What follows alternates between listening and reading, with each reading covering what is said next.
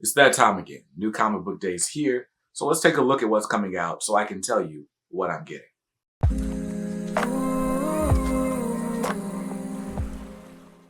What's up, guys? BJ Kicks here. I buy comics, I read them, and I review them, all for your viewing pleasure. If you're new here, welcome. If not, welcome back. On this channel, I talk about comics. We do reviews and unboxings. If you're interested in that type of content, consider subscribing to the channel. This is the latest in a series I like to call What I'm Getting, where I take a look at all the books coming out so I can tell you what's on my pull list, what's on the chopping block, and what's on the maybe list that I'll be making a game day decision on. This week, there are a lot of good books coming out. And I always like to start with the book that I'm most excited for in a given week. And I'm sure you could guess it if you know me. I mean, you're looking at my shirt, right? So the book I'm most excited for this week is Batman issue 125. We are getting another kind of restart of the Batman mythos. We're getting a new writer and a new artist. So we got Chip Zdarsky starting his run on Batman, beginning with issue 125. My understanding is that Batman 125 is also going to be the first appearance of a new villain whose name I don't remember. This book is going to be hyped up because it's a new number. It's not a number one, but it's a new run starting on Batman. It's also a new first appearance. Tim Drake looks like he's returning as Robin. All in all, I've been really excited about this new era for Batman because Chip Zdarsky has been one of the more high-profile writers since I got into comics, but I haven't really read a ton of his work. I've read some of his Daredevil, which I really liked, and he's still writing Daredevil right now. The man can write Daredevil, then he could probably write Batman. The fact that he's been able to write them both at the same time, that's just interesting to me. But anyway, the Chip Zdarsky era begins this week with Batman 125. Definitely go grab that. It's got a cover price of $5.99. There are a million covers. I'm getting cover A. Now, since we're talking about Batman and DC Comics, let's continue with my DC Comics pull list. Just jump it off with Dark Crisis, issue number 2. Dark Crisis is like the new earth-shattering, world-changing event for the DC Universe. The Justice League is dead, and so we got a bunch of legacy characters, sidekicks, lesser-known DC heroes that are going to have to pick up the pieces and save the universe, the multiverse, the omniverse from whatever the threat is, right? This great darkness that is trying to take over. Honestly, it feels like it's off to a slower start. And maybe it's just because Dark Crisis is kind of like the third act in a bunch of multiverse spanning stories that Josh Williamson has been telling since Infinite Frontier began. All in all, it just didn't quite punch like I thought it would as a first issue of an event. But I'm still invested. I'm still excited. So Dark Crisis number 2 has a cover price of $4.99. I'm getting cover A. And next up on the DC pull list is DC vs. Vampires number 7. DC vs. Vampires, written by Matthew Rosenberg, although it was kind of plotted out by James Tynion before he left DC Comics earlier this year. Or was it late last year? I don't remember. But anyway, with DC vs. Vampires, it's what it sounds like. There's a vampire plague. Apocalypse, infecting the DC universe. We've kind of got this whole world set up. We know who the Vampire King is, and we're trying to figure out, who all is going to be affected, how we're going to bring down this vampire kingdom. Honestly, the series is fun. I'm still in it because I like Matthew Rosenberg's scripting. Overall, I feel like I don't necessarily need this story. Especially with the amount of spinoffs we're getting. We had the DC vs. Vampires Hunters one-shot. We got this DC vs. Vampires Killers one-shot last week. All in all, I'm just do I need it? But I'm still invested, so here I am. It's got a cover price of $3.99. I'm getting cover A. And next book on the DC Comics pull list is a surprise final issue. This is The Joker, issue number 15. Now, back when James Tynion announced he was leaving DC, he told us forever ago that the Joker was going to end at issue 14. Of course, we were all surprised when you read issue 14 and at the end of it says to be concluded. And you're like, wait, what? I thought this was the conclusion. So we're going to get an epilogue of sorts where we learn basically what happened to everyone in the story. Commissioner Gordon, Joker's daughter, or Bane's daughter, all of these things. Honestly, I was only in it for the punchline backups, and once James Tynion left Batman, it just kind of took the steam out of it for me. I probably should have dropped this series a long time ago, especially since the cover prices are so high, but whatever. Joker number 15's got a cover price of $6.99. I don't know. I don't know why. There's literally nothing coming out of DC Comics that has a cover price that high, but whatever. $6.99, I'm getting cover A, and I'll be done with the Joker. And the last book on my DC Comics pull list is Monkey Prince, issue number 6. Monkey Prince, written by Jean Lin Yang, art by Bernard Chang. This has just been a really, really fun series. You meet this kid, Marcus, who finds out he is the Monkey Prince. He's got the powers of the Monkey Prince or the Monkey King, but kind of like reworked.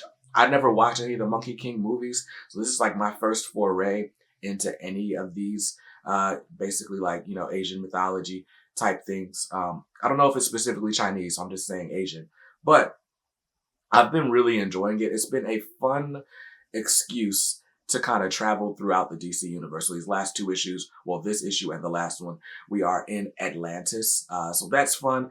Marcus is going on a mission for or with Black Manta. That's going to be fun to read. I love this as like a palate cleanser, kind of along the same lines of like Super Sons and other books with like young leads that aren't like super continuity heavy. This is going to be fun to read and trade if you haven't been reading the full story.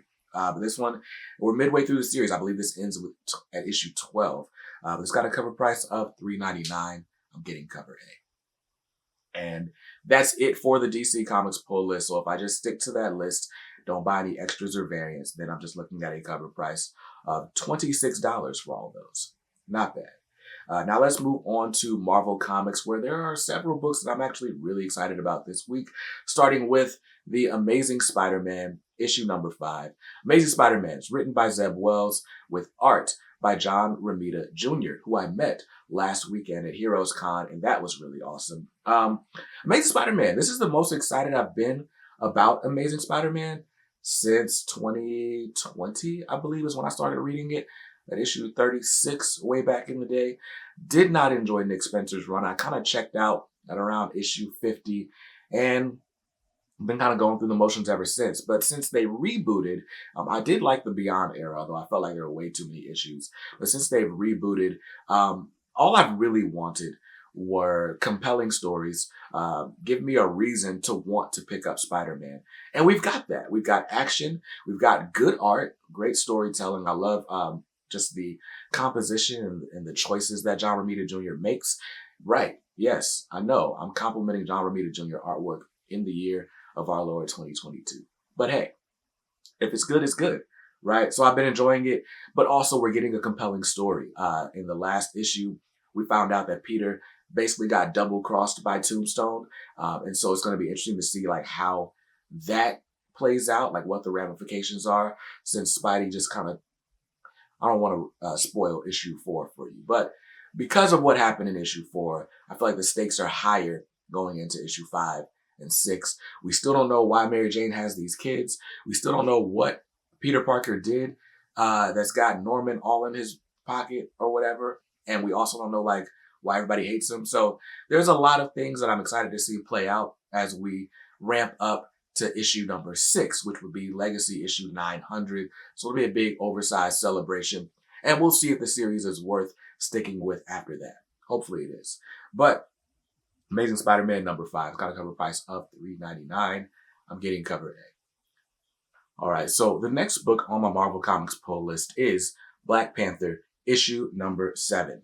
Now, Black Panther is written by John Ridley with art by Juan Cabal. And it's been a very exciting series so far. The artwork isn't my favorite, but the scripting and the action and storytelling all kind of help me overlook that or make up for that. Juan Cabal is a great artist. I've seen him do like amazing covers, so I was really excited about the art in this series.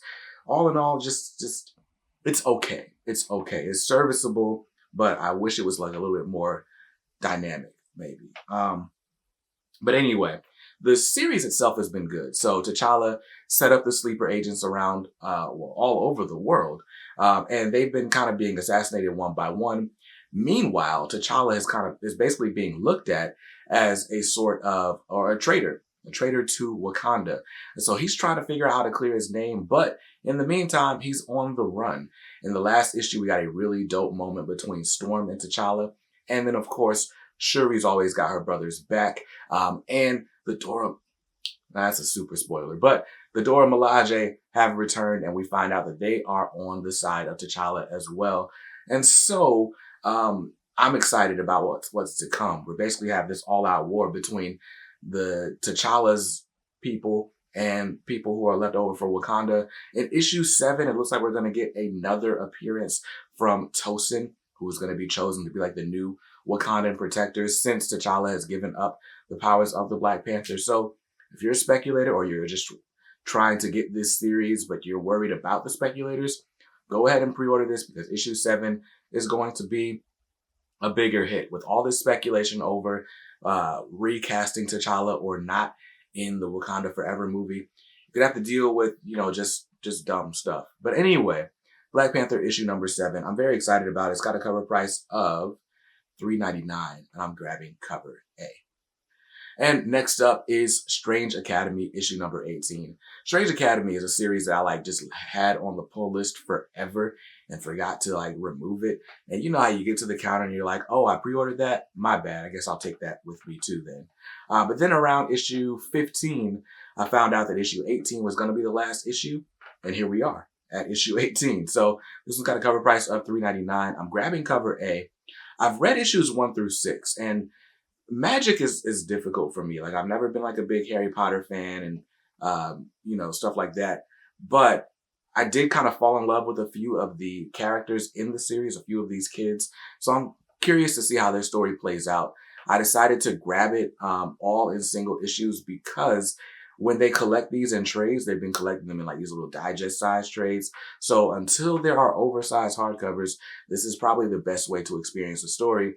I probably should have told you that before the final issue of the run, but my bad. Here we are. But again, Strange Academy number 18 has a cover price of $3.99. I'm grabbing cover A.